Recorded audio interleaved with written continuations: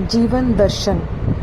आपने कभी किसी कुम्हार को मिट्टी के बर्तन बनाते हुए देखा है? किस तरह से चाक घुमाकर, देसी चाक जो बड़ा होता था, बीच में मिट्टी का लोथा रख के कुम्हार उसको एक बड़े से डंडे से उसको घुमाता है और उसके बाद में उसमें अपने हाथों से अपनी कारीगरी दिखाते हुए वो मटके, मटकी, दिए, छोटे छोटे दिए जो खास करके अब दिवाली में हमें जो नज़र आते हैं वो बनाते थे। और आजकल तो बहुत ही रेयर हो गया है, मुश्किल हो गया है कि हमें किसी मेले में ही कहीं किसी कॉर्नर पे टिकट लगा के वो कुम्हार का चाक बनाते हुए, वो मिट्टी लगाते हुए उस तरह से दिखाई देता हो, क्योंकि प्रचलन ही इतना कम हो गया है। हालांकि मिट्टी का प्रचलन, अपनी मिट्टी से जुड़े रहना कभी ख़त्म नहीं होगा।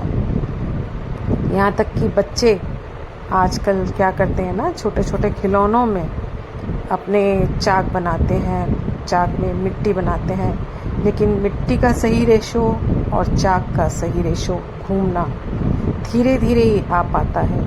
अगर मिट्टी का रेशो बिगड़ गया और चाक का भी चलना, एक लय में चलना बहुत ज़रूरी होता है। और अगर रेशो बिगड़ा तो समझिए कृति भी बिगड़ गई। कृति को बनाने के लिए भी एक रेशो की ज़रूरत होती है। वो है ना एक गाना कि क्या तूने खूब रचा रे भगवान खिलौना माटी का। सही बात है, इंसान भी ईश्वर का बनाया हुआ एक माटी का खिलौना ही है। जहाँ रेशो बिगड़ा, इंसान बिगड़ा है। और जिनके साथ ये हुआ होगा, शायद, मुझे कुछ लगता है। बाकी तो बच्चे खुश होते हैं, बहुत अच्छा लगता है अपनी मिट्टी से जुड़े रहना। मिट्टी के बर्तन अगर कहीं चाक देखने के लिए मिल जाए ना तो मज़ा ही आ जाता है। बच्चे तो इसमें अपने खिलौने में ही एंजॉय कर लेते हैं घर में।